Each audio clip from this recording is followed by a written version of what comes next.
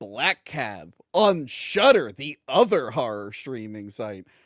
This is a story about a lady who's recently got back together with her boyfriend. She's not thrilled about it. She gets picked up by Nick Frost after an argument. He takes them captive against their will and drives them to a haunted road to, I guess, make them meet a ghost lady. I really dug a lot of this film. It was a fun little like classic ghost story. I was invested in it. I love Nick Frost already.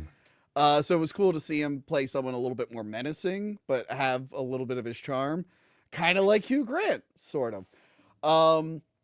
Yeah, I was really, really on board with it. I was like invested. And then the end just kind of fizzled out. And I was like, oh, what kind of happened? I got a little confusing at the end. I don't know if you had the same thing. Gil, what I'm did you still think of Black still Cab? confused. I think the real Black Cab is the one that I wished would have picked me up and taken me away, so I wouldn't have to finish this movie. I think You didn't like it? good start. I thought Yeah. they set up like a really uncomfortable atmosphere. That nightmare she has in the car with like the Yeah. red tint on everything. And then the weird ghost lady who's bending backwards. Like people contorting in strange ways is always creepy. And even just the story the guy tells at dinner about that girl who's driving home and being followed with the twist ending, like that was really uncomfortable. It set everything up so great. And then when Nick Frost shows up, it was really cool to see him doing something a little bit different. And kind of like Hugh Grant, it's a great comparison. He at first isn't entirely sinister, and Nick Frost especially, he almost comes off as sort of nice and jovial, but quickly I think the sinister edge just becomes outright sinister. And then I thought it became a lot less interesting. And you can compare this to Heretic in a couple of ways, because how do you keep that tension going for like an hour when it's just a couple people in a house, or in this case, a couple people in a car, though one of them, I'm not even sure why he's in the movie. I think he serves like a couple of purposes, but mostly he's just dead weight. But how do you keep that interesting? You need the tension. You need a roller coaster where are they going to get away? No, they're not. Are they going to be safe? No, they're not. Instead, this just felt like just dragging. And there was really no real curiosity for me of why is he doing all this?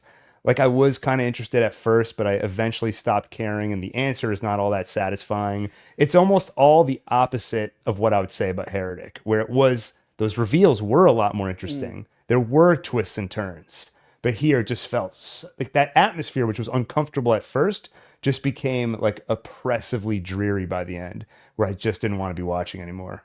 And the ending did leave me scratching my head. And if it were a better movie, I would want to think about it some more, like try and figure out what exactly happened, but it just didn't make me want to do that. What did you think, Joey?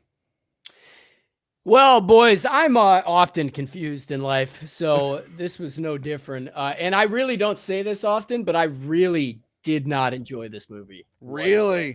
At all. Usually the victims in horror movies are dumb. Yeah. But holy fuck, are they flat out stupid in this one? Yeah. But I will say I really dug the intense atmosphere throughout the movie. That was really cool. But the constant overacting in this movie, I wanted to jump off a bridge. I just genuinely, and I don't say this often because I really do like a lot of movies, and I try to find the good in every movie that I see because I just love movies in general. But holy shit, I did not like this one, man. I couldn't pay attention. I just could not pay attention. Yeah, I mean, like, I agree with Gil. Like, the beginning is a lot stronger, and I like that they show the ghost stuff early. Because if this had just been a kidnapping, and then he's like, "And by the way, there's a ghost," I would have been like, "What the fuck happened in this movie?" Not everything is from dusk till dawn. Not everyone can switch genres in the middle of their film and it'll work. But yeah, so I guess without spoiling too much, like, it's a ghost that lost their kid and it wants a kid. So his plan is to offer up a pregnant girl to this ghost so the ghost will stop haunting him so he doesn't have to sacrifice his kid. But then you find out there's a reason that the girl isn't going to work. and it's like a big reveal. But then you also find out that the ghost is responsible for it. So it's like, which I don't get at all. It's like, I well, don't then why understand is the that. ghost doing any of this other shit? I don't understand. Maybe the ghost isn't. It's just he got the wrong idea. The ghost is like, I'm good. I have my baby. But this guy just got the wrong idea totally. Yeah, it's very confusing. Also, I love, without spoiling too much, here's the big third act reveal. I tried my best. I was waiting to see when you stop. I'm like, he just keeps going. You're not missing much, honestly. No, seriously. Yeah, I did think, like, to give the movie a little bit of credit for trying something, it's a cool idea to try and do this mashup where it's not a twist like, hey, there's supernatural. From the beginning, there's this weird mix of a real physical threat, this guy, plus there's a ghost. And you're like, how are the two going to intertwine? That was interesting, but they just didn't really execute it well. Yeah, I'd say maybe check it out. You don't have to rush to see it, really. Visuals alone, the first like half, I'd say check out, because it is pretty cool. Maybe you'll like it more than us. I'm lukewarm on it. You two really did not like it. The girl. So, Joey, you didn't like any of the acting in this, because this girl is from Last Night in Soho, which I still have not seen. I feel like it's been 3 years of me going, I'm gonna watch it.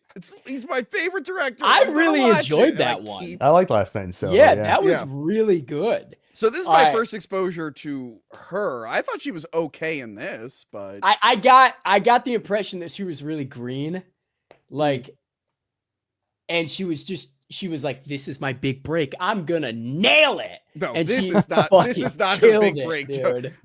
Last Night in Soho was probably her big break. For sure, it absolutely was. Aces compared to this one. Yeah, she is still a relatively new actress, like from 2017 on. So yeah,